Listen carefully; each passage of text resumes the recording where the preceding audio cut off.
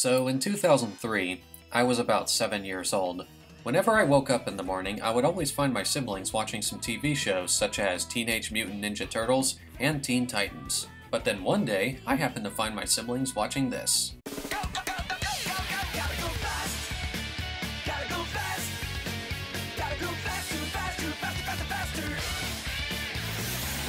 Yep, this was my very first exposure to Sonic the Hedgehog. And back then, I didn't even know he was a famous video game character. All I thought was, oh, he's a blue hedgehog who can run really fast, that's pretty cool. I have fond memories of watching Sonic X, but I wouldn't actually play any of the games until about 3 years later after first watching Sonic X. So being 10 years old, I would always have to go with my mother to a meeting or appointment of some sort, and I was always very impatient, much like Sonic himself. But then my mother got the idea to download a game onto her mobile phone so I would have something to play while waiting for her to be done. And the game she chose to download? Sonic the Hedgehog. More accurately, the mobile port that was first released in 2005.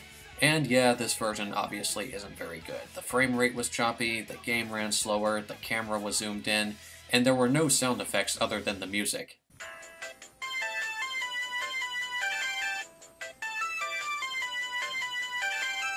Though back then, all that mattered to me was, yeah, I'm going really fast, just like Sonic!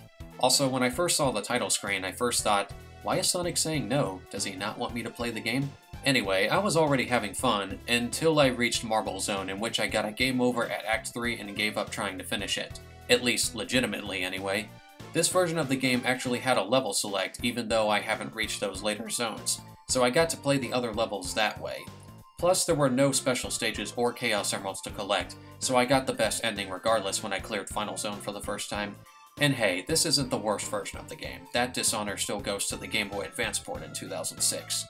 For the longest time, I wouldn't be able to play the original Genesis version until I got into emulation on the computer around 2010. I was surprised when I played a special stage for the first time since, again, they weren't in the 2005 mobile port. And I actually managed to finish Marble Zone, most likely because I could see more of what's around me. Nowadays, I have the game on the Wii's Virtual Console, rest in peace Wii Shop channel, the version ported to the Nintendo 3DS, the version included in Sonic Generations, the 2013 iOS port by Christian Whitehead, and of course the original Sega Genesis version, making a total of 5 copies of the game. 7 if you include the other versions of Sonic Generations. But for this review, I will be using the 2013 Christian Whitehead version because it really is the best version since it has widescreen support, the ability to play as Tails and Knuckles, and the spin dash. More on them in a future review. That being said, let's roll.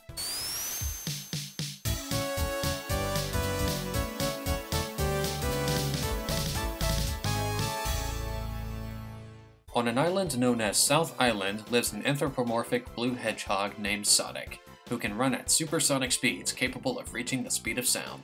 The main antagonist, Dr. Eggman, or Dr. Robotnik as he was first called in North America, has captured a bunch of animals, trapped them inside robots and giant capsules, and stole the 6 Chaos Emeralds. He now plans to conquer the world, and it's up to Sonic to rescue the animals, recover the Chaos Emeralds, and defeat the Doctor himself.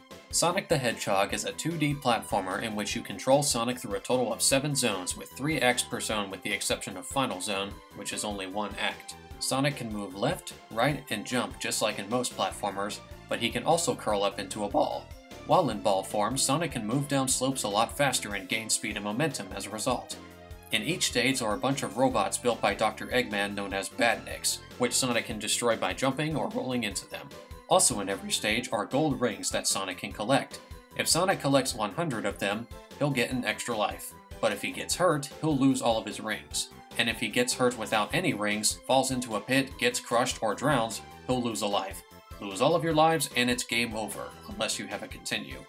Whenever Sonic loses his rings, the rings will scatter and bounce all over the place, giving Sonic a chance to pick them back up. Another object in stages are red and yellow springs, which can either help Sonic progress through the stage or be an annoying obstacle.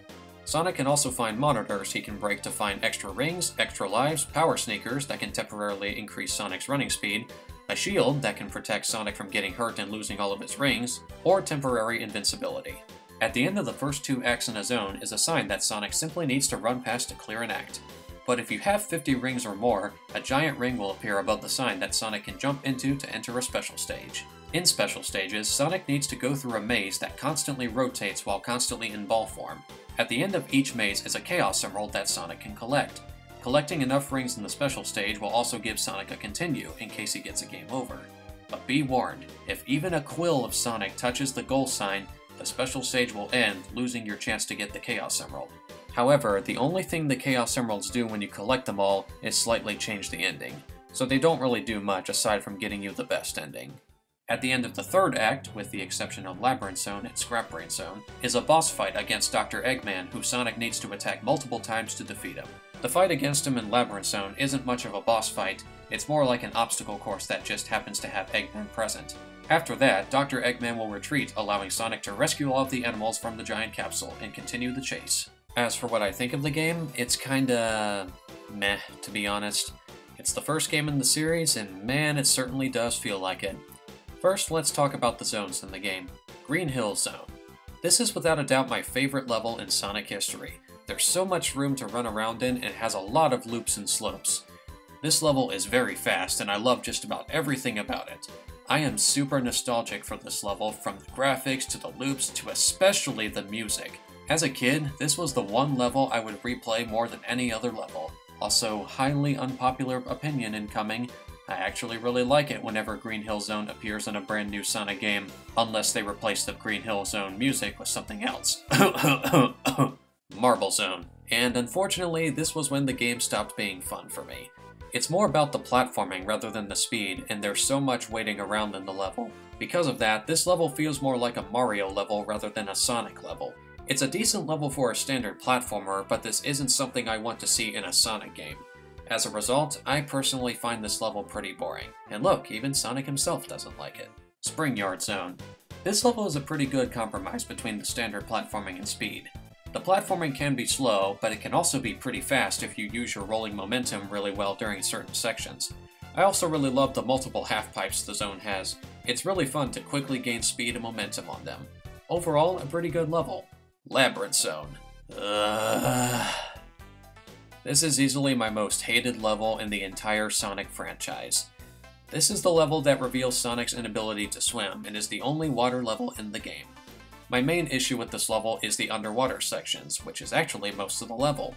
Because while in water, Sonic moves very slow because he's in water.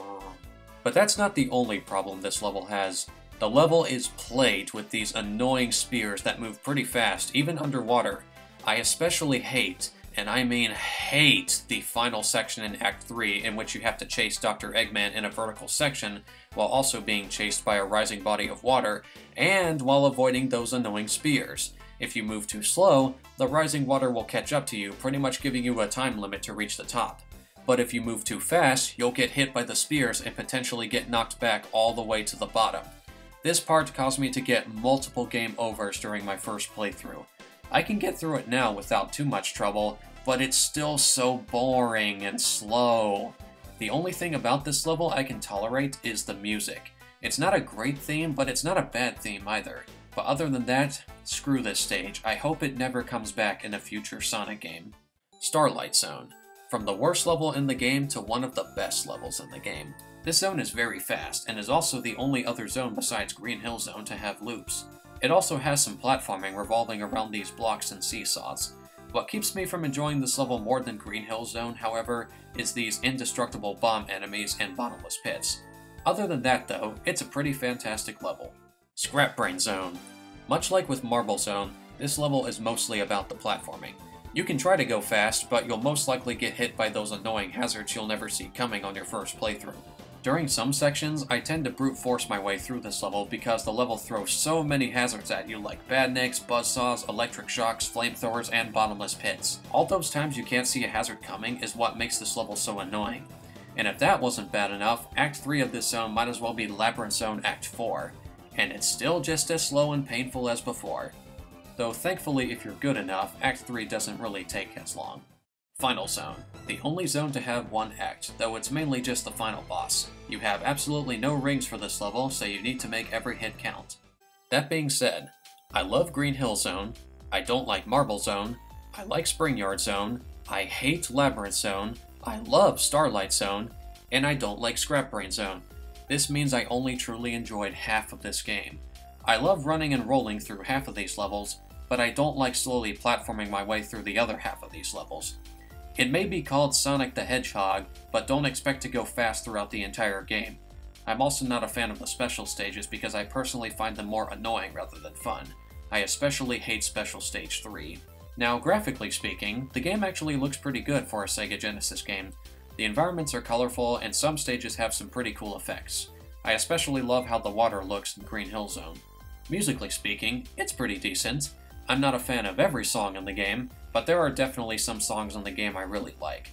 My favorite songs bring Springyard Zone, Starlight Zone, and especially, you guessed it, Green Hill Zone, baby! Overall, the first Sonic the Hedgehog game isn't really that great in my opinion. It can be fun when it's mostly about speed, but it can also be slow and boring when it's mostly platforming.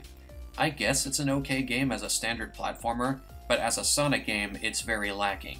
The original Sonic the Hedgehog isn't a bad game, but it's one of the last few Sonic games I would personally play despite enjoying the music. Can I recommend it as a starting point for getting into Sonic?